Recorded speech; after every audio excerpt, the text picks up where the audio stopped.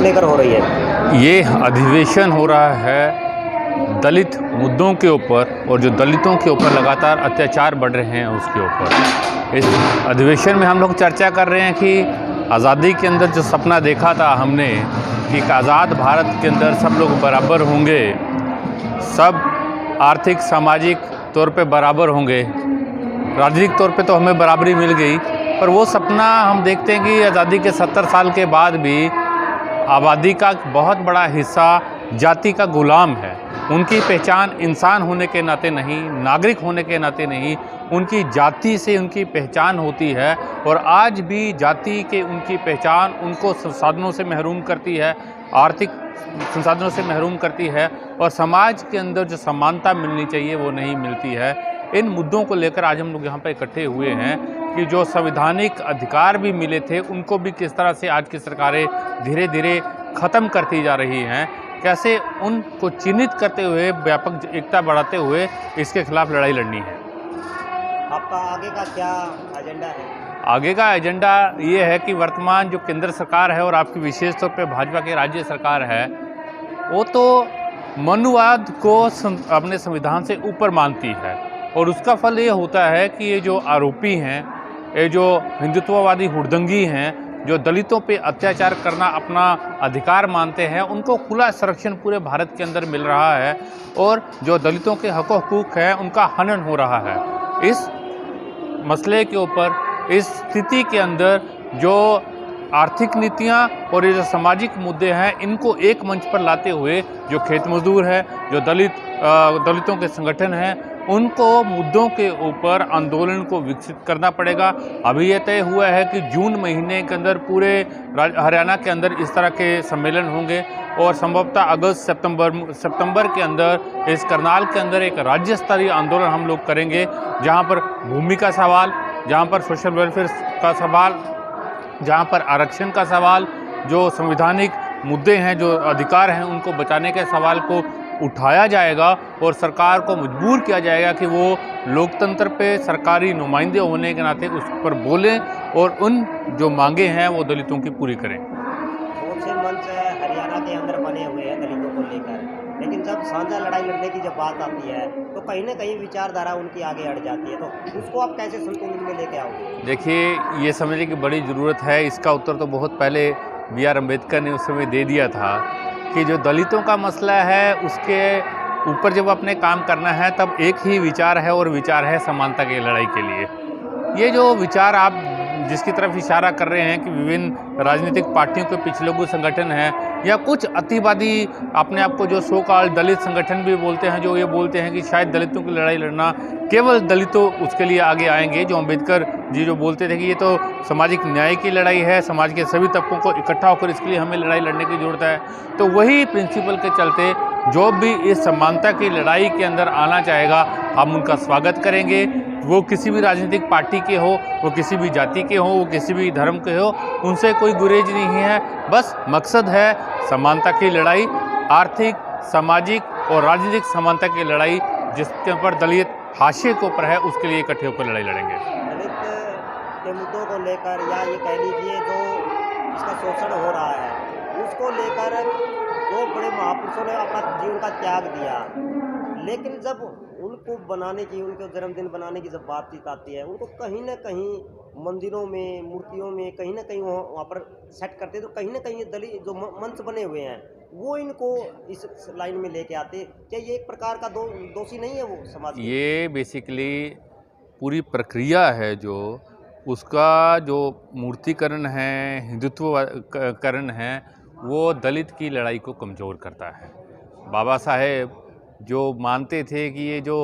तमाम तरह की मूर्ति पूजा है, आडंबर है, इससे नहीं होगा। सामाजिक लड़ाई तो रास्ते के ऊपर होगी। हमारे जितने भी नायक रहे हैं समानता की लड़ाई के लिए, उनका विचार, उनका व्यक्तित्व प्रेरणा स्रोत है। पर केवल एक फ़ोटो के ऊपर हार पहनाने तक अगर उसको सीमित कर देंगे, वर्ष के अंदर जन्मदिन और जो आपका उनका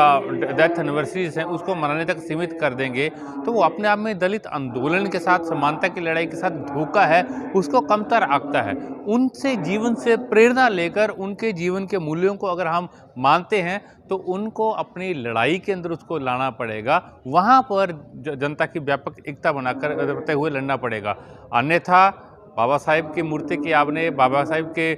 चित्र के सामने तो आज आरएसएस के नुमाइंदे भी सिर झुकाते हैं, जो उनके खिलाफ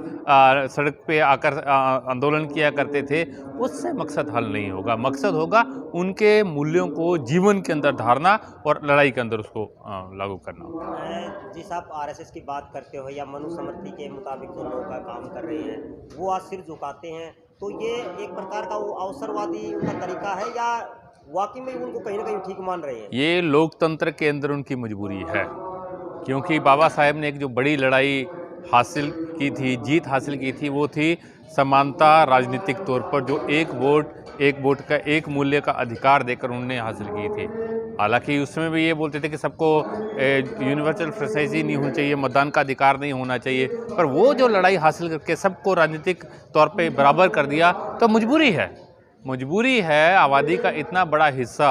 अगर उनके नायक के सामने आप सर नहीं झुकाएंगे तो आप उनके मत को मांगने के अधिकारी भी नहीं रह जाएंगे। तो इसलिए उनके दिल के अंदर कोई हृदय परिवर्तन नहीं हुआ है। उनके मन के अंदर आज भी मनुस्मृति है, आज भी वो संविधान के खिलाफ जाते हैं, आज भी इसी आरएसएस के लोग आप जो नस्ल के शुद्धिकरण की बात करते हुए केवल आर्य और आर्य मतलब कि विशेष जाति के लोगों का राम राज्य की कल्पना करते हैं, जिसके अंदर दलित का कोई स्थान नहीं होगा, आदिवासी का कोई स्थान नहीं होगा, अल्पसंख्यक का कोई स्थान नहीं होगा। तो ये मजबूरी है लोकतंत्र के अंदर, और दलितों को इस चीज़ को बखूबी समझना चाहिए कि ये जो संकेत है, सांकेतिक काम है, उससे दलितों का भला नहीं होने वाला। उनको अपना सच्चा हिमायती देखना पड़ेगा, उसको चुनना पड़ेगा और उसके साथ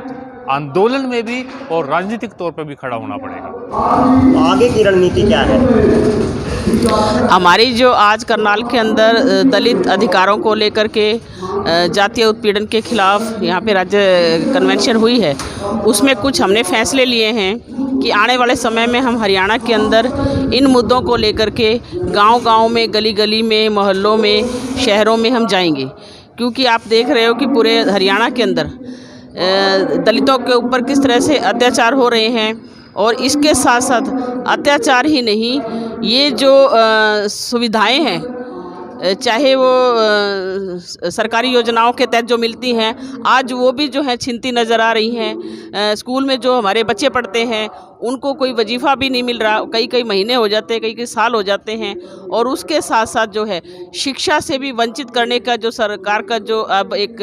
समायोजित जो तरीका है, उसके भी खिलाफ हम लोगों के बीच में जाएंगे कि किस तरह से सरकार जो है अभी 1057 स्कूल बंद करके, क्योंकि उन स्कूलों के अंदर ज़्यादातर गरीब और दलित बच्चे ही पढ़ते हैं, और आज उन बच्चों को शिक्षा से वंचित रखने की जो योजना सरकार बना रही है, हम उसको लेकर भी लोगों के बीच में जाएंगे। और उसके साथ साथ जो है आप ये देख रहे हैं कि किसान आंदोलन जो चल रहा है, अभी जो कृषि कानून जो लेकर के आई है, इसमें भी सीधा सीधा असर जो है दलित और पिछड़ा वर्ग लोगों पर पड़ेगा, क्योंकि ज़्यादातर वही तबके के लोग गाँव के अंदर खेती बाड़ी जो है करते हैं, वो छोटा मोटे काम जो है पशुपालन के रूप में काम करते हैं, वो खेत में सब्जी तोड़ने का काम करते हैं, गेहूं वगैरह कटाई का काम करते हैं, इससे उनका गुजारा चल जाता था। तो आने वाले समय में इस पे भी जो हमला है, और इसके साथ साथ जो रोज़गार, क्योंकि जब बच्चे शिक्षित नहीं होंगे तो आने वाले समय में उनको जो नौकरियों में भी जो जगह नहीं मिलेगी। तो इन सब चीज़ों को लेकर के, इन मुद्दों को लेकर के हमने एक योजना बनाई है, जिसके तहत हम हरियाणा के हर गांव में इसी तरह से जिला स्तरीय कन्वेंशन करके लोगों के बीच में इन मुद्दों को लेकर के जाएंगे। और आने वाले सितंबर में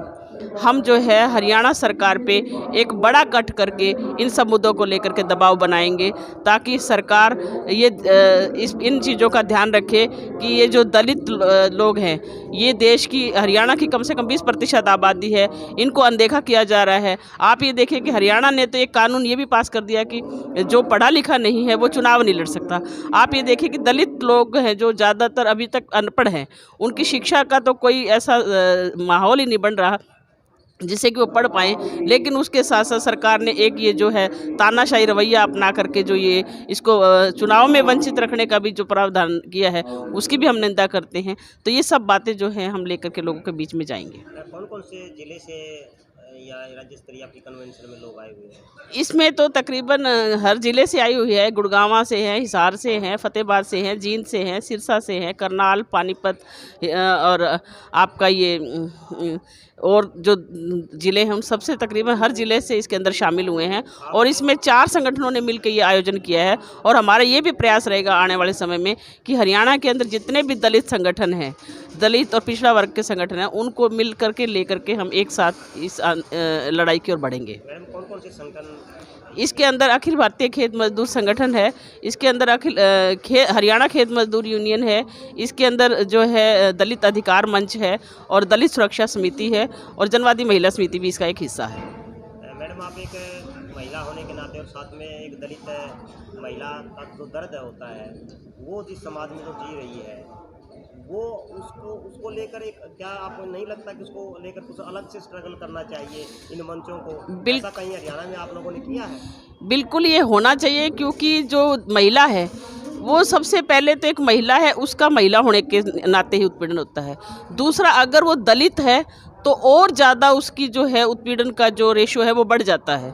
क्योंकि वो दलित है। और हम देखते हैं पूरे हरियाणा के अंदर भी कि चाहे पढ़ी लिखी महिला है, अगर वो बड़ी पद पे भी है तो उसका भी उसके विभाग द्वारा भी शोषण हो रहा है। वो वहाँ पे अपनी खुल के बात नहीं कर पा रही, क्योंकि उसको ये कह के दबा दिया जाता है कि आप जो है दलित है। और हम ये समझते हैं कि जब पढ़े लिखे लोगों के साथ इस तरह के हालात है, तो आम आदमी का जो हालात है वो तो आप गाँव में देख ही रहे हो कि अगर वो कुएँ पे पानी भी लेने जाती है तो उसका बर्तन भी अगर टच हो जाता है तो उसके साथ कितना उसको मानसिक पीड़ा होती है और वो इस तरह की जो है भेदभाव का शिकार होती है।